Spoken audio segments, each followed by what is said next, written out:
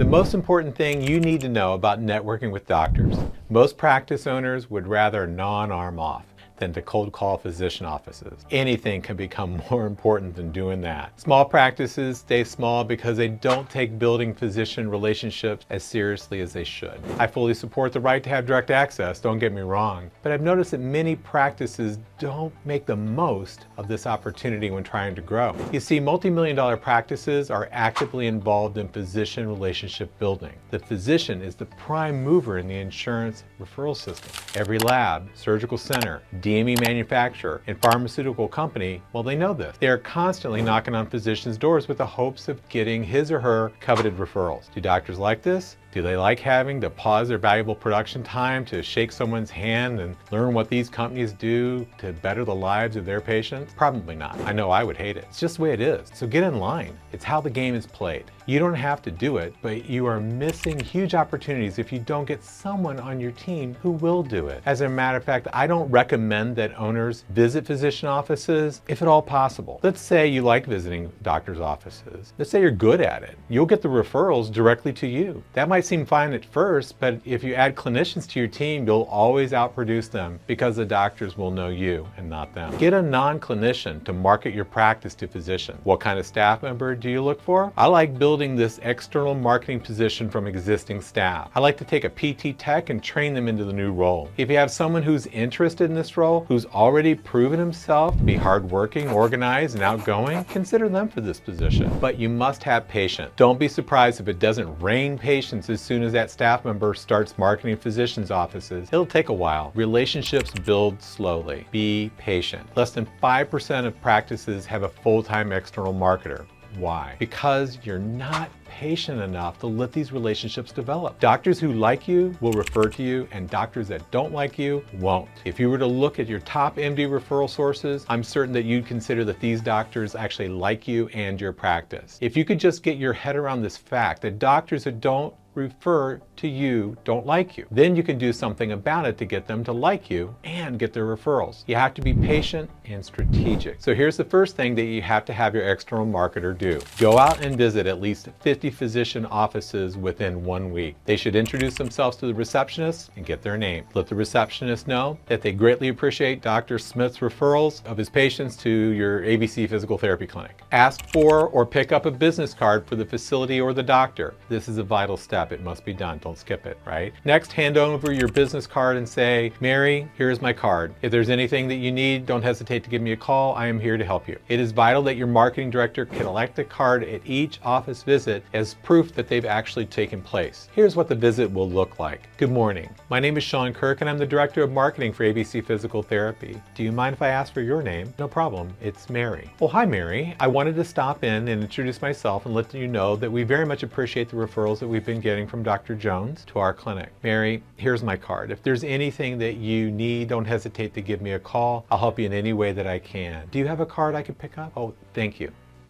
So don't be in a rush to accomplish anything other than what I've shared with you here. Just that little bit of back and forth, right? You're not trying to knock it out of the park or anything else like that. Even if they're super friendly, they don't mind having a long chat with you. Don't rush this. Make it very simple, but you do it 50 times. Now, if you've never done this job before and you went out 50 times and just introduced yourself, thank them for the referrals, give them a card, get a card, walk out the door, you did that 50 times, you'd start getting your chops down. So don't be in a rush and don't wear out your welcome. You see, the most important person in that physician's office is the receptionist. If you're in too big of a hurry to get to the office manager, referral coordinator, or the doctor, you just might blow any future chances of getting a second impression. She just might bar the door. She's the gatekeeper and she holds the keys, so don't storm the castle. If you can be patient along with your marketer, you'll begin to build an ally at the front desk, which is very important. In many cases, the receptionist recommends where patients go for PT. Make the receptionist important and those referrals just might become yours. Your marketer should stop in and say hi at least once a week. Each stop is maybe under a minute, 2 at the top. Your goal is to be memorable and liked by the receptionist. If the target number of offices seen per week is 50 and you're visiting them once per week minimally, you should have only a list of about 50 offices on that you would visit. If a doctor's office has 5 docs, you'd count it as 1 office visit. Make sure the marketer doesn't cheat on the office visit count.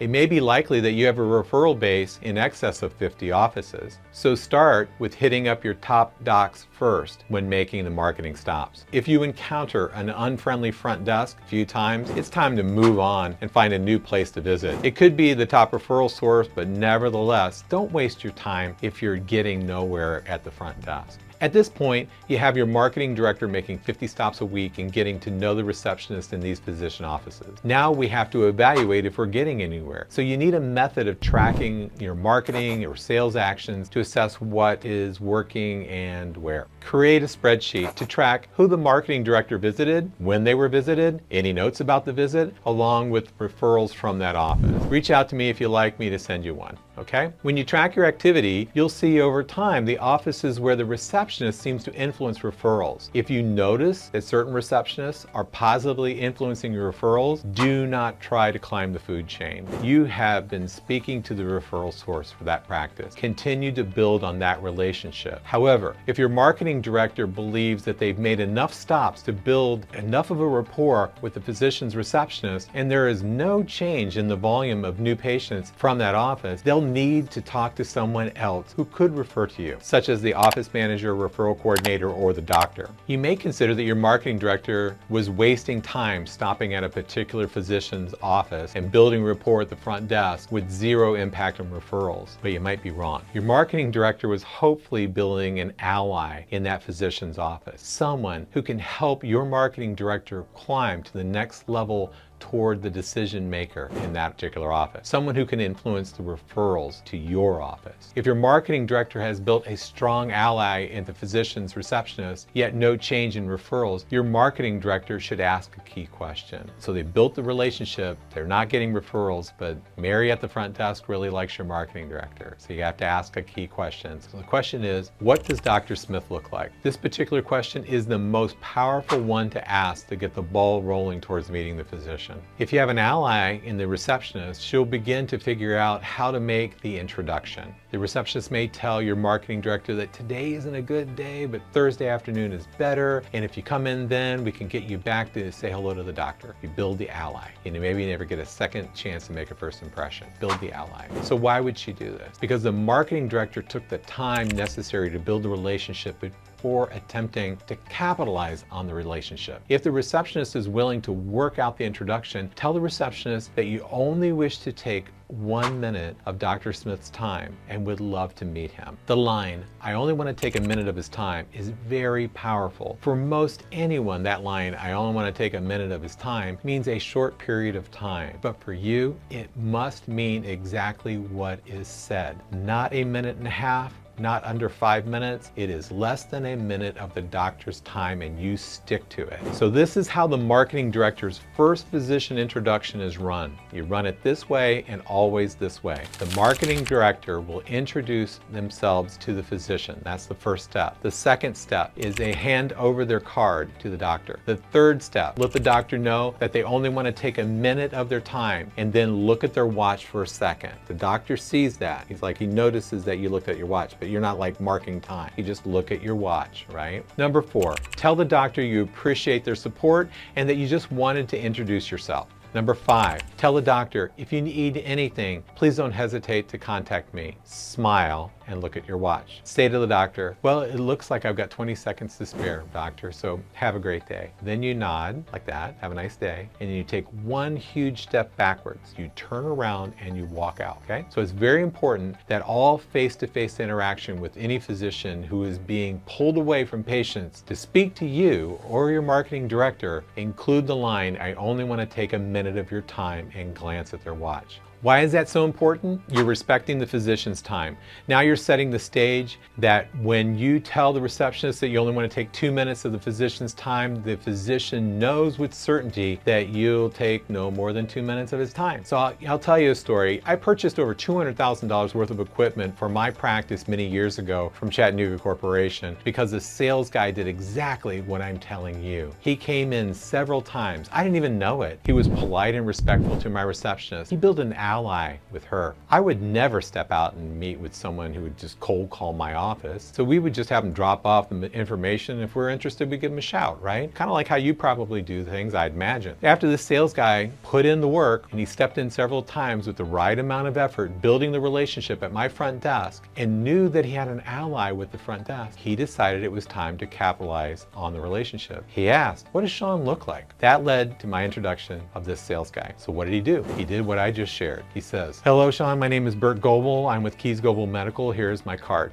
I wanted to let you know that I only want to take a minute of your time, Sean, just to introduce myself. And he did the little watch thing. So we're a distributor of Chattanooga products, and although we carry other brands, we are the key distributor for the Cincinnati region. I just wanted to introduce myself and to let you know that if you need anything, please don't hesitate to call me. Then he smiled, he nodded, he looked at his watch, he said, I have about 20 seconds to spare. Have a great day. Smiled, nodded, took a step back, and started to head towards the door. I stopped him. I go, wait, do you have any devices that perhaps I don't know about? And just like a pro, he said, I made an agreement with Patricia, that's my receptionist, that I would only take a minute of your time, and I'm a stickler for keeping all my agreement. I replied, well, that's okay, I got about 10 minutes. That resulted in me writing a check for something like 10K. And every time he came and wanted to speak with me, he would ask Patricia if he could have 3 minutes of my time. He always looked at his watch, and he would let me know how much time he saved at the end. I could predict just how much time Bert was going to take me away from whatever my schedule was. He respected my time. He was the only vendor that I would walk out and talk to on a cold call, and he got a lot of my business. So try this and get a lot of the physician's business as well. So to recap, here are the things that you need to implement in your practice. Get yourself a full-time marketer, and if possible, hire from within. Get them to visit 50 offices to introduce themselves and thank the receptionist for the referrals. And pick up a business card. The business cards are the proof that the actual physician office visit took place. On the first 50 visits, if your marketing director does not return with a card, the visit should not be counted. Build rapport at the front desk. As the rapport builds, check the impact on referrals. If referrals are rising, as the relationship with the front desk is improving, stay with the receptionist, as this person is your referral source and not the doctor. If you have great rapport with the receptionist but have not changed in the referrals relationship at all, then if you built an ally with the receptionist, you should ask, what does Dr. Smith look like? When meeting with the physician, be sure to let them know just how much time they're saving by looking at your watch. And in the future, when asking to meet physicians, let the receptionist know exactly how much time that you will need, and let the doctor know that as well. And you want to leave before your time runs out. If you got any value from this video, be sure to subscribe to our channel, and I'll see you the next time.